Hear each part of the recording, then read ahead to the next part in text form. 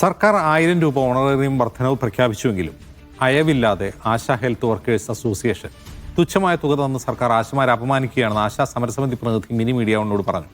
സംഘടന വിളിച്ചു ചേർത്ത അടിയന്തര സംസ്ഥാന കമ്മിറ്റി യോഗം ഇന്ന് 2 മണിക്ക് ചേരും. ശേഷം 5 മണിക്ക് ചേരുന്ന വാർത്താ സമ്മേളനത്തിൽ പുതിയ സമരരീതികളെക്കുറിച്ച് തീരുമാനം അറിയിക്കുമെന്നും ആശമാർ പറഞ്ഞു. സെക്രട്ടേറിയറ്റിന് മുന്നിലെ ആശമാരുടെ സമരം 264 ദിവസം പിന്നിടുകയാണ്. ഇന്നലെ 263 ദിവസം മുഖ്യമന്ത്രി ആശമാർക്ക് 1000 രൂപ ഓണറേറിയം വർദ്ധിപ്പിച്ചതായി വാർത്താ സമ്മേളനത്തിൽ പറഞ്ഞിരുന്നു. എന്നാൽ 21,000 രൂപ ആവശ്യപ്പെട്ടിടത്താണ് ഓണറേറിയമായിട്ട് 1000 രൂപ വർദ്ധിപ്പിച്ചത്. ഇതിനെതിരെ സമരം കടുപ്പിക്കാനാണ് ആശമാരുടെ തീരുമാനം. നമ്മുടെ കൂടെ ആശാ പ്രവർത്തകർ തന്നെ ചേരുന്നുണ്ട്. സമരം കടുപ്പിക്കാനാണോ തീരുമാനിക്കുന്നത്? തീർച്ചയായും ഞങ്ങൾ ഉന്നയിച്ചത് ഒരു ദിവസം 700 രൂപ എന്ന മിനിമം വേതനം ഉന്നയിച്ചിട്ടാണ് സമരരംഗത്തേക്ക് വന്നത്. അതുപോലെ പിരിഞ്ഞു പോകുന്ന ആശമാർക്ക് 5 ലക്ഷം രൂപയും മറ്റവരുടെ സേവന വേതന വ്യവസ്ഥകളും മെച്ചപ്പെടുത്തണം എന്നുള്ളതാണ്. ഇപ്പോഴാകട്ടെ സംസ്ഥാന സർക്കാർ ഇന്നലെ 1000 രൂപയുടെ ഒരു വർധനവ് പ്രഖ്യാപിച്ചിരിക്കുകയാണ്.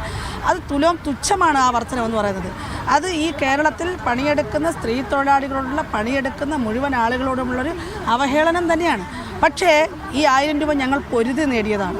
എത്ര തുച്ഛമെന്ന് പറഞ്ഞാലും ഞങ്ങൾ പൊരുതി നേടിയതാണ്.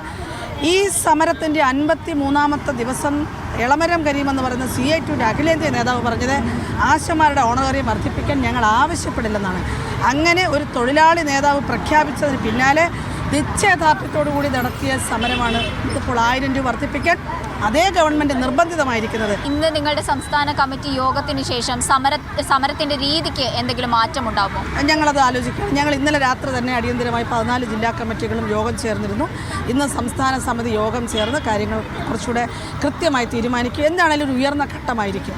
ഞങ്ങൾ പടിപടിയായിട്ടാണ് ഈ സമരം ഇത്രയും എത്തിയത്. ഇപ്പോൾ ക്ലിഫ് ഹൗസ് മാർച്ച് എന്ന് പറഞ്ഞാൽ ഞങ്ങളുടെ ഈ സമരത്തിൻ്റെ 8.5 മാസം പിന്നിടുന്ന സമരത്തിൻ്റെ ചരിത്രത്തിലെ ഏറ്റവും ഉയർന്ന ഘട്ടമാണ്. അതിനേക്കാൾ ഒരു ഉയർന്ന തീരുമാനമായിരിക്കും, ഘട്ടമായിരിക്കും ഞങ്ങൾ പ്രഖ്യാപിക്കാൻ പോകുന്നത്. വൈകുന്നേരം വാർത്താ സമ്മേളനം ഉണ്ട് 5 മണിക്ക്.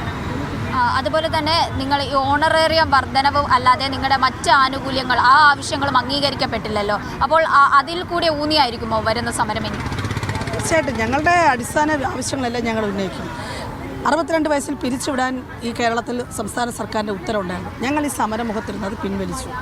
7000 രൂപ ഓണറേറിയത്തിന് 10 മാനദണ്ഡങ്ങളുണ്ടായിരുന്നു. ജോലി ചെയ്തിട്ട് കൂലി വാങ്ങാൻ മാനദണ്ഡം.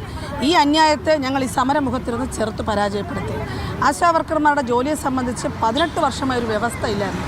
അതിനൊരു വ്യവസ്ഥ ഈ ഓഗസ്റ്റ് മാസത്തിൽ സർക്കാരിൻ്റെ ഉത്തരവിലൂടെ ഞങ്ങൾ പ്രാവർത്തികമാക്കി.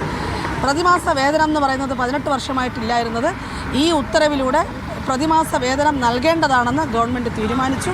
ഇന്നലെ മുഖ്യമന്ത്രിയും പത്രസമ്മേളനത്തിൽ വാർത്താ സമ്മേളനത്തിൽ അദ്ദേഹം പറഞ്ഞത് ആശമാരുടെ കുടിശ്ശിക തീർത്ത് നൽകുമെന്ന് തന്നെയാണ്. അപ്പോൾ 233 രൂപ വാങ്ങുന്നത് കുടിശ്ശികയായിരുന്നു എന്ന് അദ്ദേഹം സമ്മതിക്കുന്നു.